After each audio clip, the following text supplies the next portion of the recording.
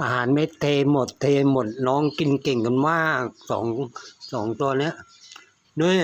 พอจับนกมาเนี่ยดูนี่นะ นี่ตัวน้องสาวเนี่ยพี่ชายมันก็เนี่ยยอมสละไอ้ที่เก็บของให้มาทำบ้านไว้หลบหน่อยเขาชอบ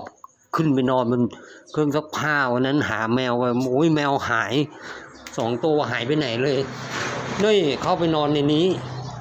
เปิดไว้ไงนี่นะปลูกผักสวนครัวไว้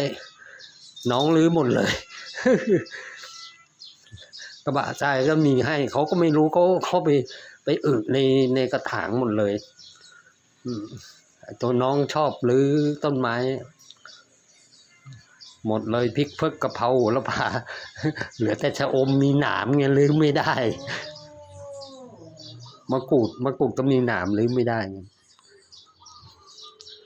โอ้แล้วนกนี่ก็ลงมาได้ยังไงเนี่ยไม่ได้ดูเลย